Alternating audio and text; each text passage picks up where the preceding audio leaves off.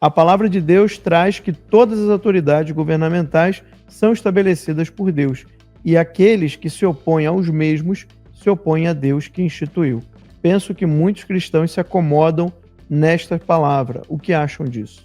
Tem uma questão bem interessante aí, né? Porque a questão existem autoridades legítimas que são iníquas, tá? Então, por exemplo, quando Jesus é preso, né?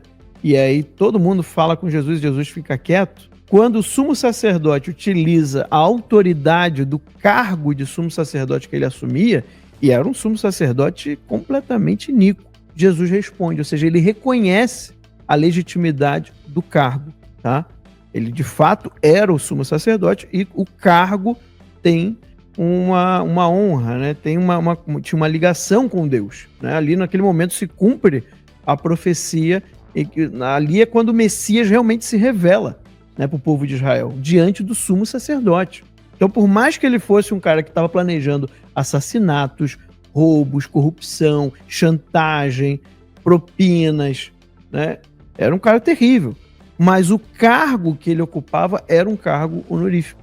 A mesma coisa Pôncio Pilatos. Jesus reconhece a legitimidade de Pilatos, ou seja, ele reconhece a legitimidade do imperador romano. Por exemplo, Jesus não reconhece a legitimidade de Herodes, que não era da família de Davi. Ele não podia ser rei. Ele não podia ser rei de Israel. Né? Então Jesus fica em silêncio, não responde. Por quê? Porque não reconhece, ele não é o rei legítimo. Né? Então, assim, a questão de legitimidade é uma coisa. A questão de submissão. Esta pessoa é boa ou é ruim é uma coisa completamente distinta. Então você pode ter um rei legítimo iníquo. E aí você vai deixar a iniquidade continuar se você tiver capacidade de tirar aquele regime tirânico do poder, ele tem que ser tirado. Sim. Tem que ser tirado.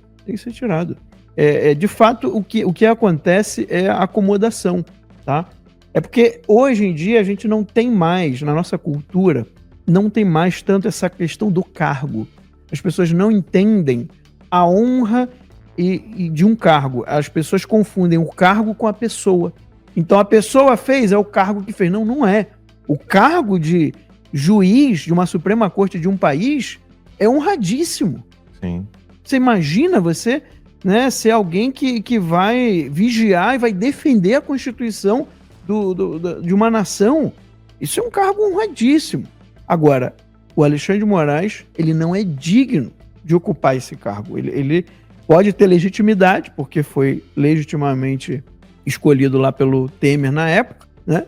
Mas ele não tem dignidade para ocupar esse cargo. Ele traiu a dignidade do cargo. Ele desonra o cargo. E é isso que muita gente não entende. Nós não falamos mal do STF. Porque às vezes a gente usa a figura de linguagem quando fala STF. Mas o problema não é existir uma Suprema Corte. O problema não é a instituição. Que eles sempre nos acusam de atacar a instituição, né? Porque a gente não ataca nada, né? A gente critica pessoas. Na verdade, quem está atacando a instituição do STF é o Alexandre de Moraes. É ele que está fazendo o nome do STF ir para a lama no mundo inteiro. É ele que está fazendo o STF brasileiro agora ser conhecido internacionalmente como uma corte que tem um juiz violador de direitos humanos. Então não somos nós. Quem está acabando com a honra, com o nome do STF é o Alexandre de Moraes. Não é o Alan, não é o Lacombe, não sou eu, não é o Rodrigo Constantino, não é o Paulo Figueiredo, não é o Eduardo Bolsonaro, não é o Jair Bolsonaro. Se o Alexandre de Moraes estivesse seguindo as leis e a Constituição, nada disso estaria acontecendo. Se tivesse respeitado o mínimo dos direitos humanos das pessoas, nada disso estaria acontecendo.